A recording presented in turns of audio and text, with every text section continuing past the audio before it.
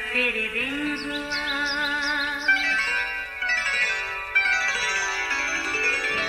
नया फिर दिन हुआ, पुरानी रात का करे सो शुक्र हम खुदा की जात का, खुदा की जात का नया फिर दिन हुआ।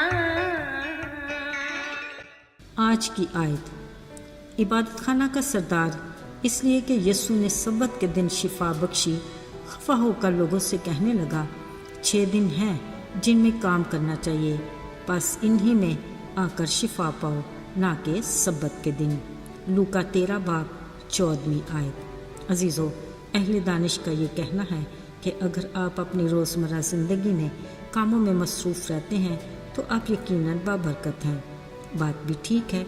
कलाम मुक़द्दस के मुताबिक यीशु मसीह अपनी ज़मीनी ज़िंदगी में ना सिर्फ मसरूफ़ियत के बायस बाबरकत थे, बल्कि वो दूसरों के लिए भी हर बात में बरकत का वसीला बनते। बाकी दिनों की मसरूफ़ियत के अलावा वो अक्सर सब्बत के दिन किसी न किसी इबादत खाना में जाकर वहाँ आए लोगों को तालीम देते, और अगर कोई बीमार वहाँ आया होता तो उससे भी शिफा देते। अगरचे मजहबी ठेकेदार इस बात को कतन पसंद नहीं करते थे और इसी ताक में रहते भी थे, क्योंकि वो किसी की भलाई से बढ़कर मजहबी रवायात को तरजीह देते थे। आज भी हस्बे मामूल वो किसी इबादत खाना में तालीम देने गए। वहाँ उन्होंने एक बीमार औरत को देखा जो कमज़ोरी के बायस कुबड़ी हो गई थी और किसी तरह भी सीधी ना हो सकती थी। वो इस तकलीफ में पिछले 18 बरस से मुब्तला थी। उसने यकीनन यीशु के बारे में बहुत कुछ सुन रखा होगा।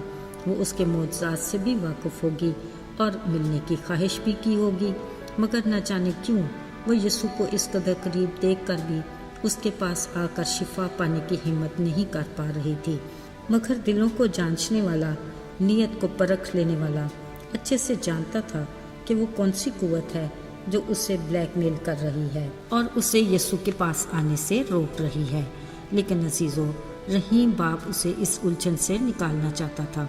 उन्होंने उसे अपने पास बुलाया और कहा, आए औरत, तू अपनी कमज़ोरी से छूट गई। कलाम मुक़द्दस में लिखा है, जैसे ही यीशु ने उस पर हाथ रखे उसी दम वो सीधी हो गई और खुदा की तमजीद करने लगी। यूं बाबरकत यीशु न सिर्फ उस बीमार औरत के लिए सेहतमंदी की बरकत का बायस बने, बल्कि इबादत खाना में मौजूद भीड़ भी यीशु के इस आला शान काम को जो उसने किया था खुश हुई। मगर इबादत खाना का सरदार खुशी मनाती भीड़ पर खफा हुआ और कहने लगा, 6 दिन हैं, इन्हीं में आओ, और अगर शिफा पानी है तो सब्बत के दिन नहीं।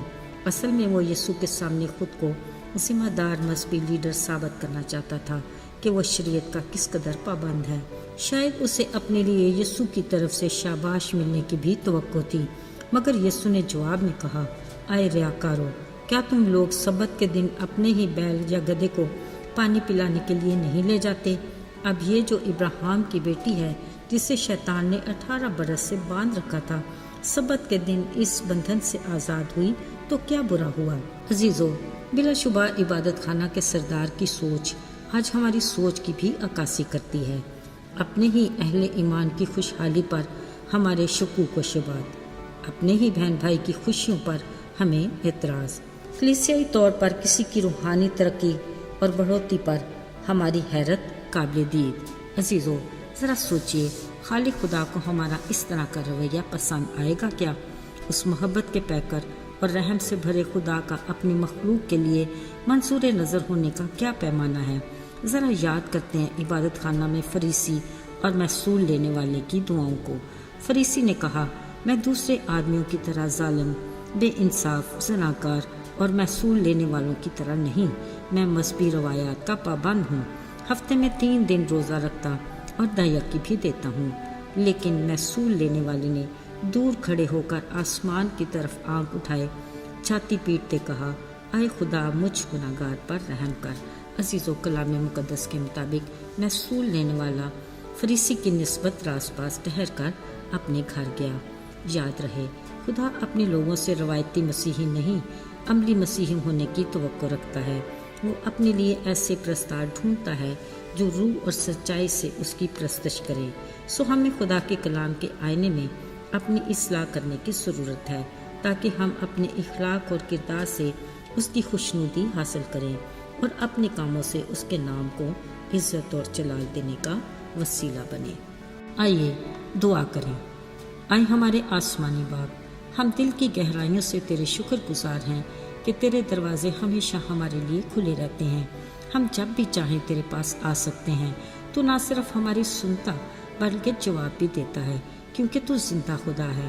ہم التجا کرتے ہیں کہ تو ہمیں ہر طرح کے غرور اور فخر سے بچا، ہماری رہنمائی کر کہ ہم محض روایتی نہیں بلکہ عملی مسیحی بنیں، تاکہ تیرے منصور نظر ہوں۔ یسوع کے مبارک اور جلالی نام سے مانگتے ہیں، آمین۔